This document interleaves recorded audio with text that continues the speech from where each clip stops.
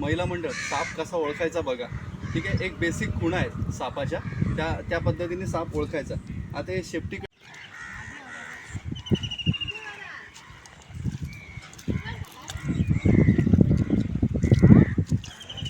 इथे साप अडकलाय जाळ्यामध्ये आणि शेतामध्ये पूर्ण पावसाचं पाणी भरलंय. तिथून आपल्याला जायला लागतंय. बघूया कोणता साप आहे. हा घर परिसराचा एरिया आहे, शेतात घरं बांधलेली आहेत. बघूया आपण, त्यांचा मुलगा सोबत आहे आपल्या.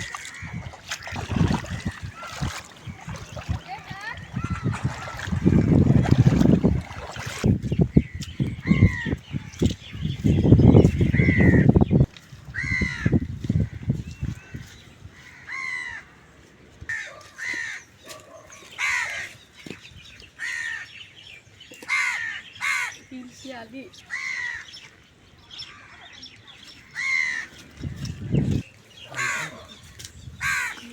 आधी काय टाकली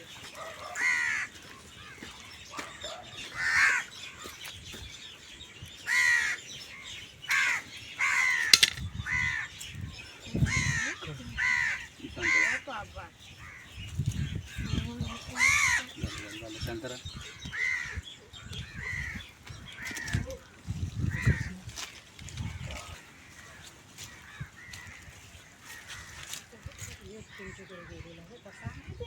झालं, थांब जरा तोडू तर दे.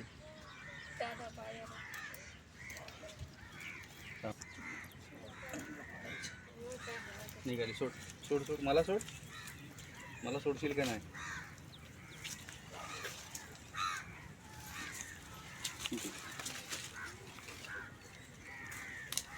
धामण साप आहे, ठीक आहे. शेतकऱ्याचा मित्र, आपण सगळे शेतकरी आहोत ना.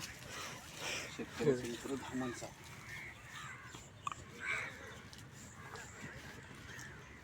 सर्वात जास्त उंदीर खाणारा साप तुम्ही ओळखलत बरोबर, धामण साप आहे.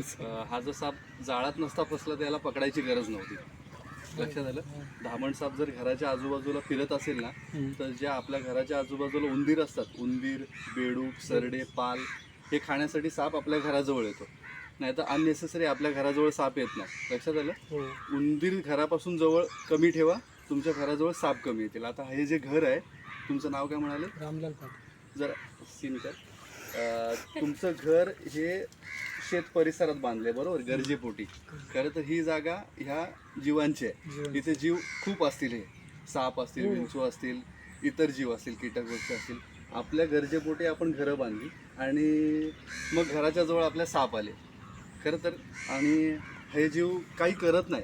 लक्षात आलं. साप काही करत नाही. जर त्यांना त्यांच्यावरती पाय पडला तरच साप चालेल, नाही तर अननेसेसरी साप कुठला चावत नाही. लक्षात आलं. आता बघा, हा साप तुम्ही ओळखलात बरोबर. रेटिक्युलम दिसते, जरा जवळ या, एवढ्या लांबून तुम्हाला साप बघायला मिळेल. हा, हे जे रेटिक्युलम आहे ना, शेपटीवरती जाळीदार नक्षी दिसते, जाळीदार नक्षी, काळे काळे तपकिरी टिपके आहेत, ठीक आहे.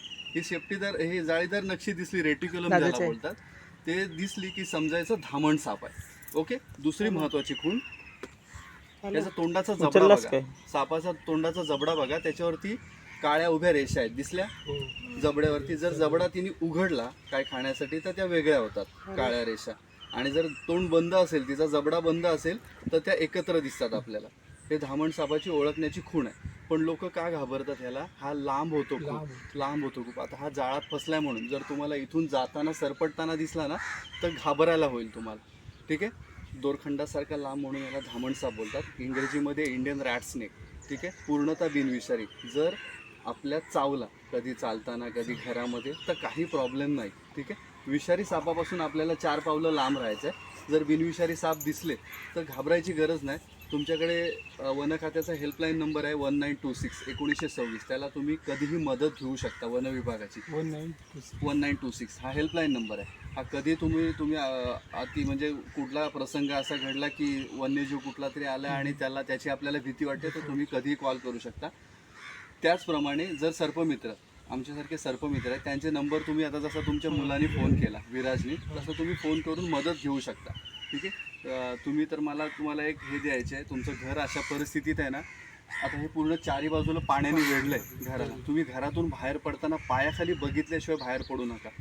दिवसाही रात्री, कारण आता चारी बाजूला पाणी आहे ना, ह्या परिसरातले जे छोटे जीव आहेत ना, साप असेल, कीटक असेल, विंचू असेल, हे तुमच्या ह्या जागेत येऊन बसतील कोरड्यावरती.